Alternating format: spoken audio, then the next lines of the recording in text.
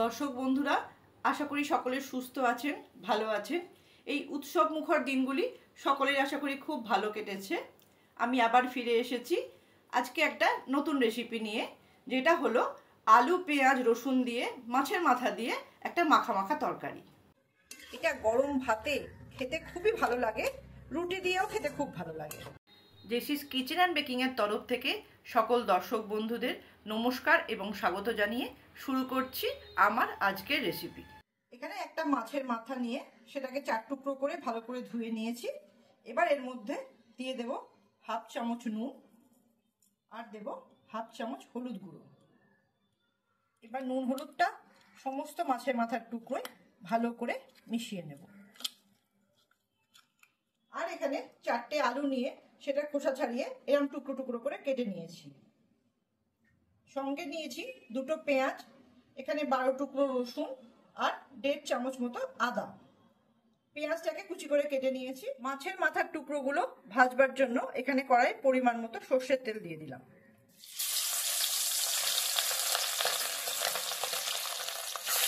এবার তেলের মধ্যে মাছের মাথার টুকরোগুলো দিয়ে দিলাম। এগুলোকে 2 পিঠ ভালো করে লাল লাল করে ভেজে নিতে হবে। সমস্ত মাছের মাথার টুকরোগুলো ভালো করে ভাজা হয়ে গেছে। কড়াইয়ে তেল আছে, তার মধ্যে আমি অল্প আরেকটু সর্ষের তেল দিয়ে দিলাম। দিয়ে দিচ্ছি হাফ চামচ গোটা জিরে। গোটা জিরেটা 10 সেকেন্ড ভাজা হয়ে গেলে এর মধ্যে দিয়ে দেব কেটে রাখা পেঁয়াজের টুকরোগুলো।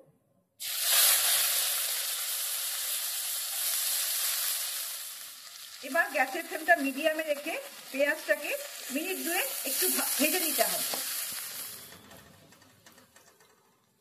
মিনিট 2 পেঁয়াজটা ভাজা হয়ে গেছে। এবার একটু তেলটা সরিয়ে সরিয়ে নিয়ে দিয়ে দেব যে রসুনগুলো আমি কেটে রেখেছিলাম। এগুলো একটু অল্প করে থেঁতো করে নিয়েছি আমি।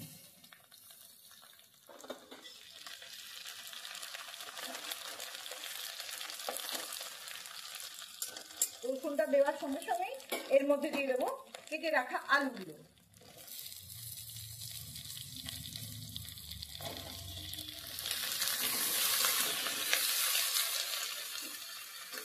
আলুটা দেওয়ার পর পেঁয়াজ রসুনের সঙ্গে আলুটাকে আবার মিনিট 2 ভালো করে ভেজে নেব।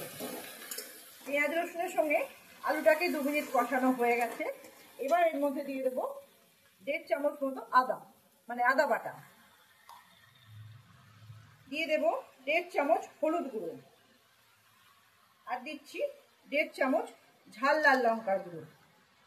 ঝালটা আপনারা আপনাদের পছন্দ মতো দেবেন। এবার সমস্ত মশলাটাকে দেওয়ার পর আলুর সঙ্গে ভালো করে মিনিট 3 কষিয়ে নিতে হবে। এই মশলা দেওয়ার পর যত কষানো যাবে, অবশ্যই গ্যাসের ফ্লেমটা মিডিয়ামে রেখে, ততই এই তরকারির টেস্টটা আরো ভালো হবে। সমস্ত মশলার সঙ্গে আলুটাকে 3 মিনিট কষানো হয়ে গেলে এর মধ্যে দিয়ে দিচ্ছি পরিমাণ মতো জল।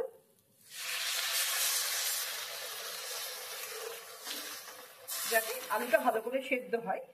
এখানে দিয়ে দিলাম 1 চামচ মতো নুন, দিয়ে দিচ্ছি 1 চামচ চিনি। হালকা হাতে একটু মিশিয়ে নিলাম। এবার ভেজে রাখা মাছের মাথার টুকরোগুলো এর মধ্যে দিয়ে দিচ্ছি।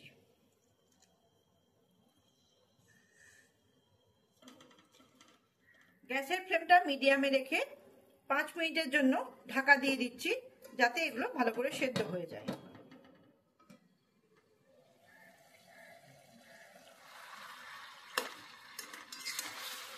পাঁচ মিনিট হয়ে গেছে, আলুগুলো সব সেদ্ধ হয়ে গেছে।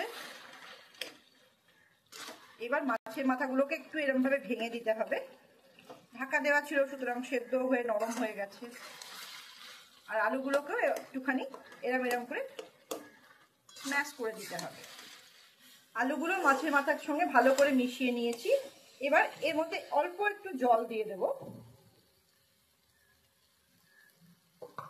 কারণ এটা একটু মাখা মাখা হবে, খুব শুকনো ভাজা ভাজা হবে না। জাস্ট এইভাবে মিশিয়ে নিলে রেডি হয়ে যাবে মাছের মাথা দিয়ে আলুর তরকারি। এবার গ্যাসের ফ্লেমটা বন্ধ করে দিয়ে দিচ্ছি 1 চামচ ঘি আর অল্প একটু গরম মশলা গুঁড়ো। জাস্ট একবার মিশিয়ে নিলেই রেডি হয়ে যাবে সম্পূর্ণরূপে। তাহলে বন্ধুরা, আগামী দিনে আবার অন্য কোনো রেসিপি নিয়ে আপনাদের সকলের সঙ্গে দেখা হবে।